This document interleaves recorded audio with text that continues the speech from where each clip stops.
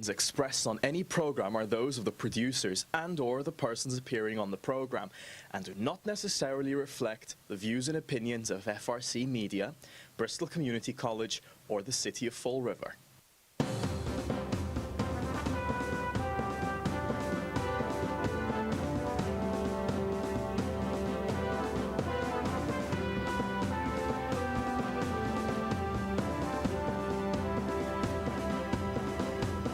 Well, hello. Welcome to Spindle City Straight Talk after a long vacation, huh?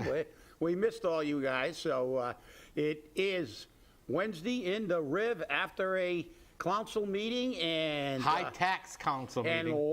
And let's just get right to it. I'll tell you right now, I'm going to say the names of the pro high tax additional tax city councilors. Sean Kadim went against his own status last night.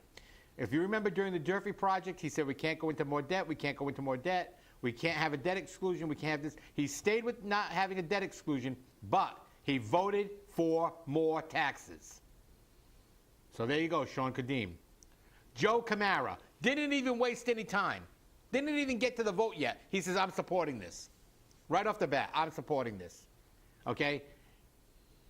Then we go on to Brad Kilby, who also didn't even wait till the vote. He said, I'm supporting this. All high taxes. Remember, this is more high taxes. And I'm going to tell you how much in a second. Then we go on to Trot Lee. You know, Mr. I'm never going to raise the taxes. I'm always looking out for the citizens. I'm always looking out for your pocketbook. Guess what? He voted for high taxes. Leo Pelletier, he said he was going to support it right from the get-go. Boom. High taxes. Linda Pereira, who always says she's not going to raise fees, she's not going to raise taxes. She always votes the other way, but she did it again. She voted for higher taxes. This is what you get when you elect people that don't care about you. Now, granted, this is for the Diamond project, and Diamond needs a new building. But don't take the rights of the voters away. We asked clearly for the people to have a say in this. And it's unclear on whether or not the people will get a say in this. Had the city council said, no, we don't support this, it would have went to a referendum of the entire district. Granted, it probably would have gotten approved. But at least the voters would have had a say. But instead, those city councilors wanted to give it to you the wazoo and tell you right off the bat, you don't have a say. You do not have a say. I must applaud Michelle Dion, Andrew Raposo, and Pamela Liberté. Must give them a round of applause. They voted no because they weren't going to take away the rights of the people to have a say. All right? And then for Joe Camara and for Sean Kadim say, what are we going to do? Bring everything to the voters when we want to bonds for something? Yes. Well, you should. Yes. Granted, you should. Yeah, okay. Well, I answered the question. I'm sorry to interrupt you, but I'm answering your question, and I'm answering their question. Yes, you nitwit, because guess what? Read the damn Constitution of the Commonwealth of Massachusetts. Part of the first Articles 4 and 5. It says that you are our representatives, our agents, our substitutes. Substitutes! You're not the boss, you're a sub. You're sitting on the bench waiting for orders from the coach. And we're the coaches, according to the Constitution of this Commonwealth. Well, so I'm heated too, because you know something? I'm tired. These political hacks, and this is the problem. It's your fault out there. When you get your tax bill, and elderly people on fixed incomes begin to lose their houses, and the rents go up, and everybody's up in arms. Remember what these people said. In the next election, those 6 councilors should be gone. They should disappear. Because you're not voting no when you say, we're voting no to bring it to the public, and I'll vote my conscience. You're not there. As I told a former governor of the state of Massachusetts one time, when he asked for my support when he was running for president, I said, I can't support you for president because the state of Massachusetts had a referendum ballot on capital punishment, and they voted in favor of it, and then you overrode it, and then politicized your way into flipping a couple of votes. I said, the people spoke, and you ignored it. You are not you imposed your personal position and feelings and overrode the people that you were elected to represent. And that's exactly what they did. Kadeem doesn't mind spending money. When he was city administrator, he said in Boston with Linda Pereira in a room, and that was how long ago when he was city administrator, that this city was $500 million in debt. We're probably over $1 billion now if everything got called in, easily. He doesn't mind spending money because he's another government bureaucrat. What does he do in Seekonk? Figure out ways to spend money. But over there, they might rein him in a little bit because the people over there might vote and get upset. But that's the problem. You don't get to say, I support it. Are we going to put everything in front of the people? Well, there's already an ordinance that stuff over $5 million is supposed to go to the ballot. This is $293 million and 77% of $293 million. Let me check. Okay, I wasn't a math major, but the last time I checked, $293 million is more than $5 million. Yes, it is. A hell of a lot more than $5 million. Okay? It's like 40 times more. So should that, as a matter of conscience and a matter of your obligation under the Constitution, I don't even know if that vote is legal. Well, here's the problem. But they should have all said, I got no problem with Brad Kilby, who's in favor of it, everything, spending $1 million on fields that were really never utilized. They were underutilized years ago, and the city was in financial straits. But, we got to have fields just like Newton. Oh, yes, we have to do everything for the kids, for the kids, for the kids. And the thing lay derelict half the time, those fields, and they're replacing them again, and we're picking up the tab again. They don't care. They got money. It's just like gas prices with Ukraine. You think the rich people care if gas goes up to $7? No big deal for them. But the people who are making $25,000 per capita in Fall River do care. The people who are paying rents do care. I don't give a damn how often they say, I'm in favor of Diman.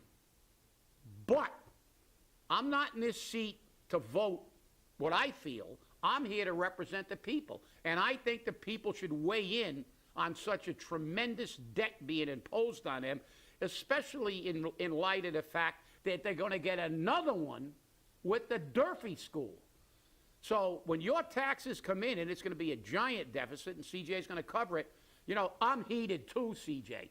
This is a slap and a giant middle finger by those 6 councilors to everybody in the city of Fall River. They just gave you the finger. They don't care about you. They don't give a damn about you.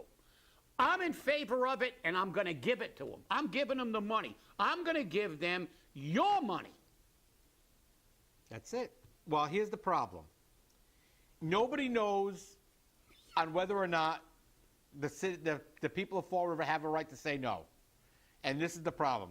According to the city administrator, Attorney Seth Atkins, he says that if the city goes out and takes $5 million or more in debt, the voters must have a say in it. But he's not sure if that's going to be binding because the city council last night bound the city to this $293 million. They didn't understand that. These idiots, these morons, did not understand that when you said yes, you bound the city to this project. Well, you bound yourself to the money. Yeah. Well, guess what?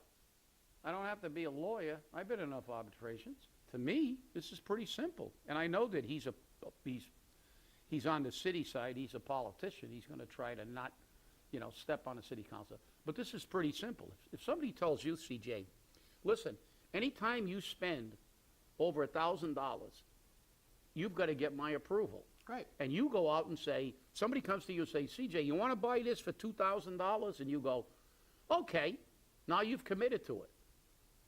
Well, guess what? Then I have to say, CJ, you just committed to something that has to be approved by the people, by this company, the company of the city of Fall River and its residents. So it's got to go to the ballot, in my opinion. This isn't out for discussion. They absorbed the debt that was in excess of the city ordinance. And also by our Constitution is supposed to ask us. So to answer Kadim's question, yeah, you're right, Mr. Elitist. You don't dare. I don't have to ask you. Who the hell do you think you are? You're only the people who are paying for it. I'm a town administrator.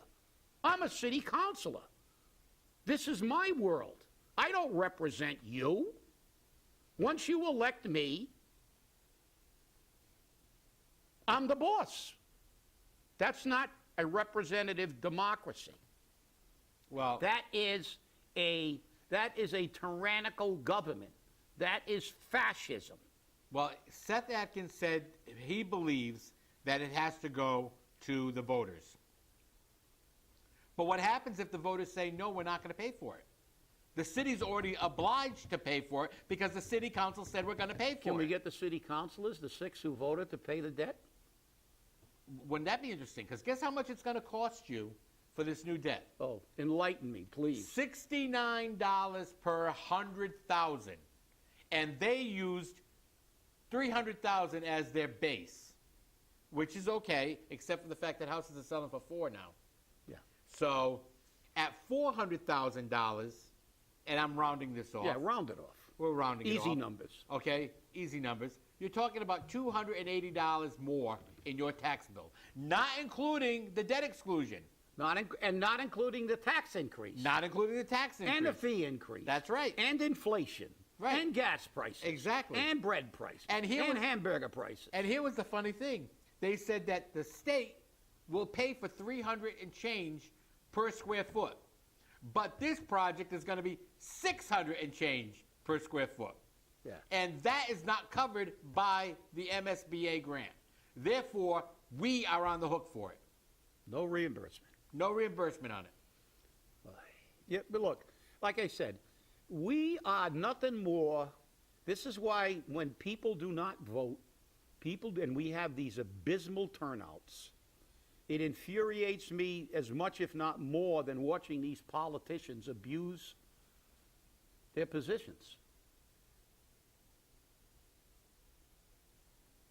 If I only had a magic wand and could wave my wand and let them live on 25,000 in a 3-decker in Fall River, not in that enclave in the North End where everything is wonderful. It's like Oz up there.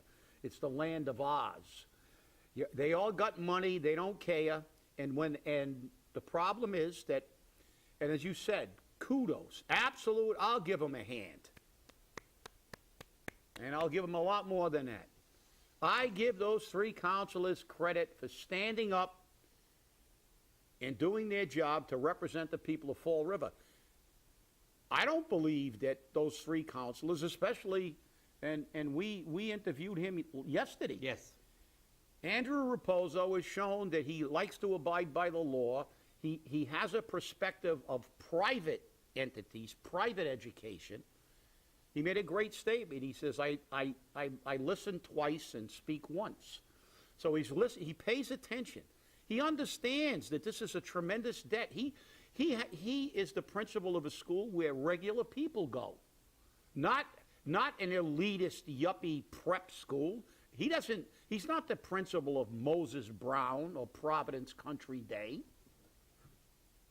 He's the principal of a parochial school in the Flint, a neighborhood that is not affluent. He understands. He has to look at his budget. He just can't spend money willy-nilly. He understands that, and he's willing to take a position. And kudos to Pamela Liberté and also to Michelle. Well, Michelle's always stood up, and these Right. people stood up. And thank you. As a taxpayer, as a citizen of Fall River, thank you for allowing me the courtesy, or attempting to allow me the courtesy, of giving my opinion on the ballot. Look, I'm not even going to tell you if I'm for. There's nobody more in favor of vocational education, but there are a lot of dynamics in this issue. We're not getting any reimbursement. That was the hook with Durfee. Oh, we're going to get money from it. We're not getting crap on this one. So we're taking a whole hit. There's a whole bunch of issues. It's going to pass. The small towns are not taking a major hit because they're paying a very small percentage. As a matter of fact, the small towns are being hit for like $200,000, $300,000 a year. That's for the entire town. Yeah, the entire town. The entire town. So when you look at how many houses they may have, you're talking maybe, and they actually had in the presentation something like $29 or $39 extra. Yeah, well, it's going to be 100,000. nothing, and that's the other concept that people don't understand. These small towns actually have a better tax demographic than we do. Correct. The last time I checked, it may be a little bit less, but 50% of the land in Fall River wasn't even taxable. Right. So the residential taxpayer takes the hit. But the problem is the residential taxpayers in Fall River, many of them are tenants in 3 decades. We have a lot of multiple families. But when you go to Swansea, Somerset, Westport, they're predominantly single-family homes. And there's not a lot of industry, so they have a big tax base from the residential taxpayer. So when you split that among more people, it's low. Plus, their percentage is based on the student population, and it's a minuscule part of the debt. Correct. So, for them to just, like I said, it wasn't just one finger. It was both. And if they could have done it with their feet, we would have got 4 of them from those councilors. They don't care. Oh, I don't want to be accused of hating the children. Well, my kids didn't hate me when I told them I couldn't afford to buy them the most expensive present in the world because I had just spent $20,000 getting a new roof or on some other issue, and I just didn't have the money. But this is the real world. Andrew Raposo lives in the real world. Michelle Dion lives in the real world. Pamela Liberté lives in the real world. Apparently she sells houses, and she knows that some people just can't afford a $500,000 house. She has to, when they have clients, they have to go, well, what's your income? Oh, I'm making $25,000 a year. Well, you can't buy this house. You can't get a mortgage because, but they don't care. This council, it's all political posturing. It's all fuzzy, feel good. But look, you want to do that, go ahead. But please, do not continue to urinate on my head and try to convince me it's raining, and then tell me, dismiss me as a taxpayer. Somebody who's been paying taxes for a very, very long time. Do not tell me, give me a giant double finger and say, what do they expect? I expect you to abide by the Constitution of the Commonwealth of Massachusetts and the city ordinances. And I expect you to represent me, not vote your agenda.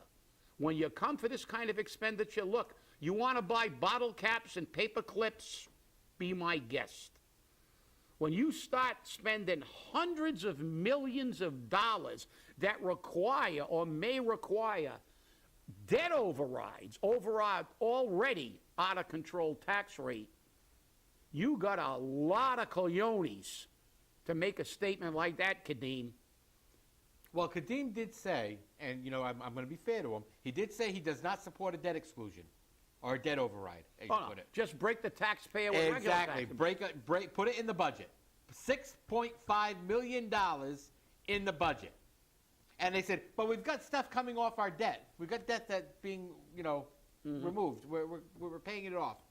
The problem is we're paying it off, but we're adding more debt. Just look at what we did at Durfee. Yeah. We spent $263 million, and we added another $5 or $6 million for fields because they didn't want to include it in the original debt. Yeah. Again. And to override or go around the taxpayer, they broke it up into little projects of $1 million. Which again is illegal. Which you know, right. I can see on the horizon in a not too distant future when all this manure hits the fan. I can see a 10 taxpayer suit on these councilors because I'll tell you what, to me that's illegal. You know, it's an intentional circumvention of the ordinance. You got a project.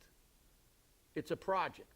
You can't break it up by apartments, by which, well, we're going to fund the baseball field, then the football field, but we're going to do them all, and we're going to spend 8 or 10 or 12 or $100 million, but we're going to break it all up into little pieces. Well, guess what? You know something? As they said, they're paying off some of our debt, and, you know, kick it down the road, because I'm telling you one thing, Sean Kadim's solution is worse, because you're going to apply that to the current tax rate. You're not going. You can't. If you get a debt exclusion and you get a bond or something, you can drag it out and maybe reduce it to a degree. But with that scenario, you're not getting anything. But like I said, the arrogance of them to basically dismiss the people who they by Constitution work for. You know, I mean, that's just nuts. Let Kadim get up in front of the Seekonk Town Council if they make a decision and give them the double finger. Well, and see how long he keeps his $180,000 a year job. Here was the attempt of Sean Kadim and others on the city council to deflect. They said that the administration, i.e. the mayor, did not send down a position. What is the mayor's position on this project? What is the mayor's position on paying for this project? What does he plan to do? Does he plan to do a debt exclusion? Does he want to include it in the regular budget? If he's going to put it in the regular budget, how is he going to prioritize that budget? Where is he going to take that $6.5 million from? So, granted, Sean's right. The mayor had no guidance given to the city council on what he plans to do. So they were going blind, which was another reason they should have voted no, because they were going blind. Well, okay? And the fact that the mayor did not send down a recommendation or a plan shows me the same thing that's been going on with this administration since day one. They don't know what they're doing. They have no idea. They're not making any plans. Now, I did hear from a source that the mayor was not big on approving this project. Yeah. He wanted the people to have a say. Well, good for him. But let me just say that, as they said, people always say, you know, we always disagree. Paul, get your pen out, mark this, put a big star in your calendar, because I am gonna defend your position. I believe he was 100% right not saying anything. The city council is the legislative body. They have to approve this money. This has nothing to do with it. Well, it has something to do with it, but this is a regional issue. Right. If he had to weigh in, then all the other communities had their town council. So I think that it wasn't his job. I think it was up to the city council, and I believe and kudos to him. Remember I said this, you know, it'll just be seared in your memory. Kudos to him if he does take the position that the people should speak on this, just as the people spoke on Durfee. We never had a problem with that. They brought it to the ballot.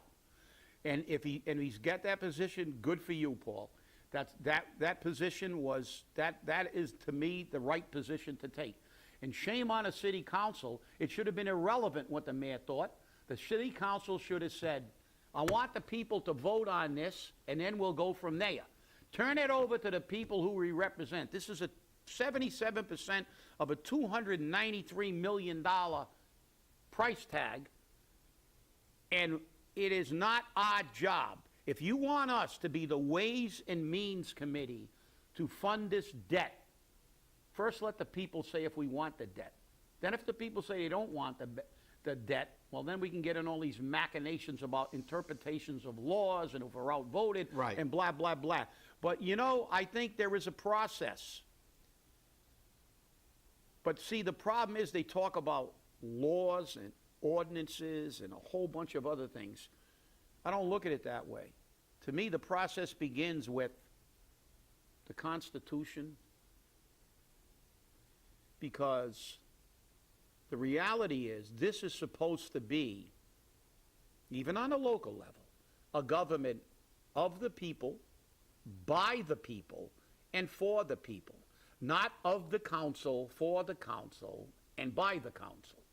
They are our representatives and our substitutes and answerable to us at all times. Look it up.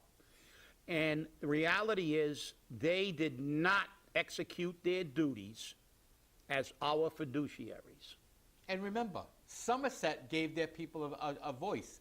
They put it out to a ballot in Somerset. Yep. And the Somerset people came and voted, and they said, we want it. Yeah. They said it. That's it. They said it. Look, and that's the great thing. Let democracy take its course. That's right. If people are opposed to this, and I'm obviously, I have a paradoxical issue here, because there's nobody that appreciates vocational education more than I do. But I also appreciate the financial condition of the city of Fall River and the people who live in it. Not the people who live in the North End, and I'm sorry if that offends you, all you rich yuppies up there who don't care, who are making $200,000 a year, $300,000 a year, $400,000 a year, and always build a school near you. Always make sure everything is not in my backyard. I look at people who don't have the ability to fund this debt. And that means they're going to have to look at options if we want to do this. And when you just summarily just say, hey, the hell with it, I'm in favor of this, it's not you. You're there sitting, your butt is in that seat. And the left cheek's the south end and the right cheek's the north end. And remember, everybody else is in the middle. And that's who you're supposed to represent, not yourself and your own opinion. See, the problem is that the voters don't understand. They say, oh, it's the landlord that's going to have to pay. I don't own property, I rent. But you are paying for it because the landlord has to recoup that money somewhere, which means you're going to get higher rents. The rents are already high. You're talking $1,500, $2,000 for a 3-bedroom apartment in Fall River. Okay? Put this on there now, and how much is that rent going to go up to? 18? Yeah. 2,000? Mm-hmm. Are you going to be able to afford that? Remember, these city councilors voted to raise your taxes. That's what they did. They wanted your taxes raised. Maybe we could have the first recall of city councilors. You never know. You never know what's going to happen. The voters get fed up enough. Hey. Well, I'm going to tell you, I don't want to be around when they start getting these tax bills. That's right. Because if one thing, the thing that will get them, people unfortunately are oblivious to everything most of the time unless it affects them directly. But nothing is going to affect them more than this. This is a nuclear holocaust we're looking at. We're looking at 2 debt overrides, possibly tax increases, put on top of the current inflation, which is the worst in 50 years. Now we got a war that we're going to go protect somebody else's border while we let everybody. Again, we're going to another or a pseudo war. Well, supposedly it's not going to be a shooting war, but now our gas prices are going to go up to $7 or $8 a gallon, and everything else is going to be that. And we have to suffer. And now you're going to put this on the people without even giving them the option to speak. Shame on you. Yep, that's it. I mean, and remember, you have a say in this, and you should have called your city councilors. I blame you if you didn't call your city councilors or send in a letter or something, because guess what? They didn't represent you. They didn't represent me. And it's time to say no more of this. Hey, I want to thank you for inviting us into your home today. And remember, stay safe, stay angry, and hold your politicians accountable. Thanks for watching. Have a great day. Power to the people.